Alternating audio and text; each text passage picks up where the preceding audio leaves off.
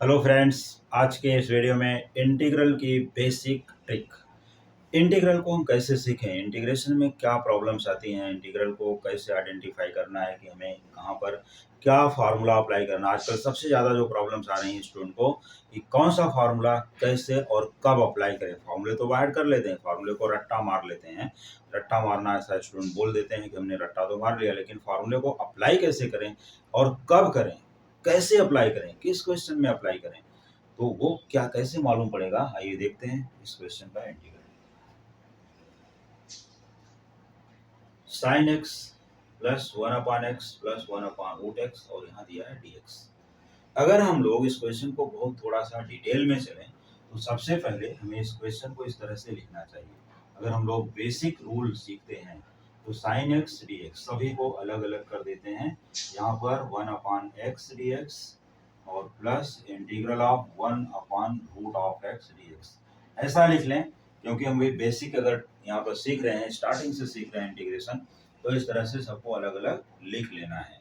अलग अलग लिखने के बाद अब हमें देखना है कि integral of sine x d x क्या है।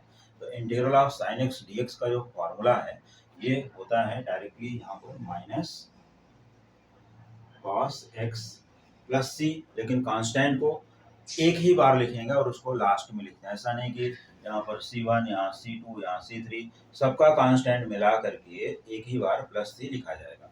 ठीक है, कांस्टेंट ऑफ इंटीग्रेशन। अब integral of one upon x आता है जिसका फॉर्मूला है लॉग ऑफ एक्स। बचता है integral of one upon root x, तो इसको भी लॉग ऑफ रूट एक्स लिख दिया जाए।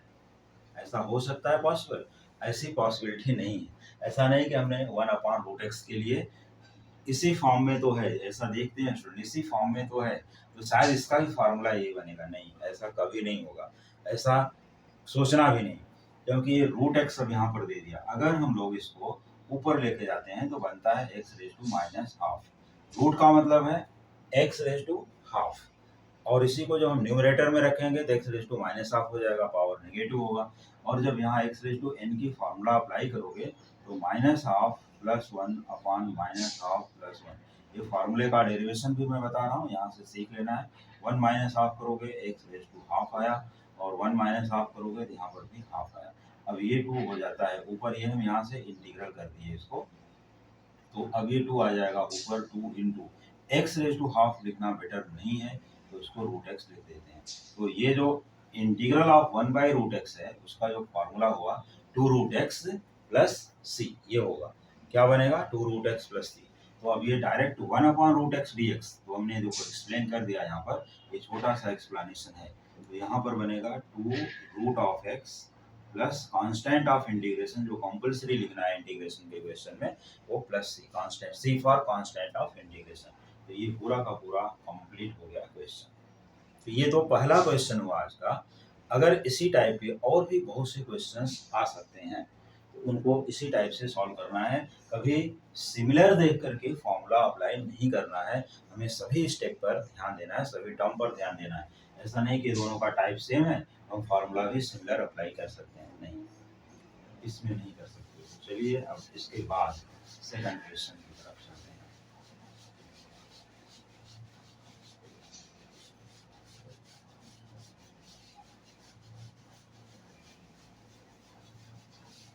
देखिए सेकंड क्वेश्चन है हमारा tan x plus cot x का होल स्क्वायर।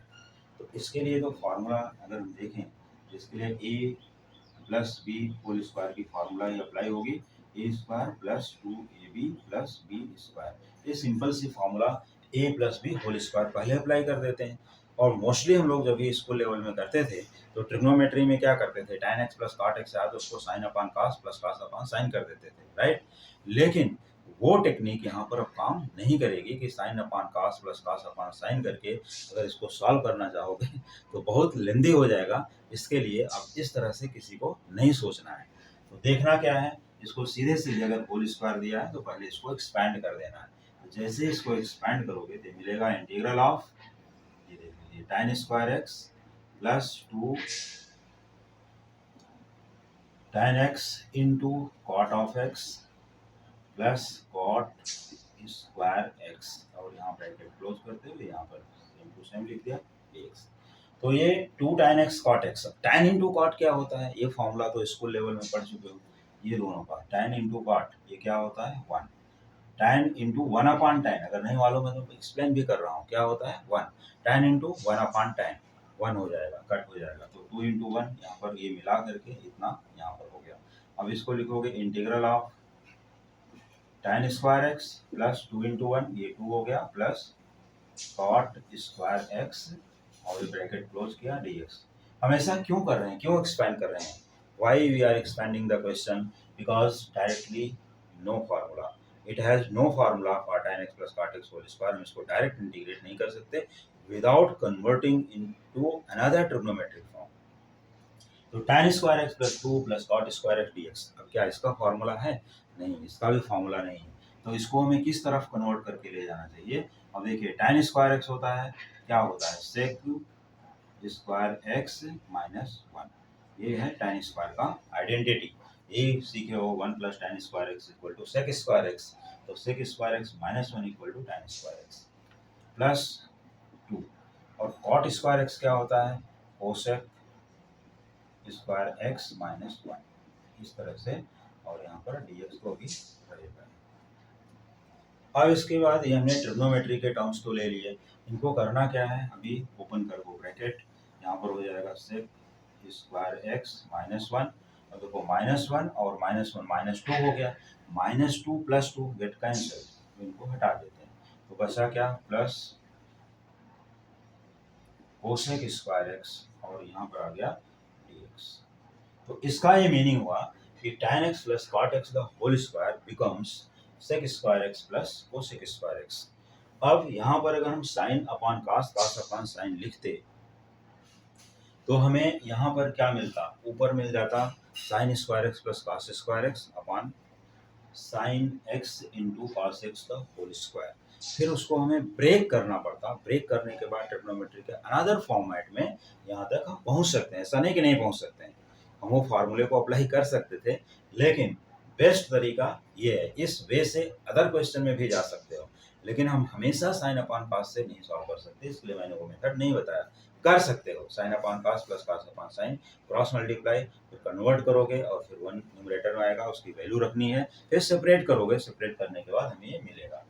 अब इसके बाद यहाँ पर क्या बनता है, देखो sec square x plus cosec square x, तो integral of sec square x, अब एक एक का देखना है, सेक स्क्वायर एक्स का इंटीग्रेशन क्या है, integral of sec square x is tan x, और integral of cosec square x यहाँ पर क्या बनेगा, integral of cosec square x ये बन जाता है माइनस कॉट एक्स और प्लस कांस्टेंट ऑफ इंटीग्रेशन। तो देखो हम जहाँ से चालू किए थे पहुँचे वहीं पर, tan कॉट से चालू हुआ था, tan कॉट पे पहुँच गए, देखो tan x plus cot x the whole square था, लेकिन यहाँ tan x minus cot x आ गया, बस इतना ही फर्क है, और होल स्क्वायर हट गया। तो डायरेक्टली अगर एक मल्टीपल चॉइस में कॉम्पिटिटिव एग्जाम में आता है तो डायरेक्ट भी याद रख सकते हो कि tan x plus cot x whole square का इंटीग्रल जो है वो tan x minus cot x होता है और प्लस कांस्टेंट ऑफ इंटीग्रेशन। तो आज के वीडियो में ये 2 क्वेश्चन के साथ यहाँ पर क्लोज करते हैं, और भी बहुत से इंटरेस्टिंग क्वेश्चन और न्यू क्वेश्चन के साथ मिलते हैं नेक्स्ट न्यू वीडियो में। Thank you so much.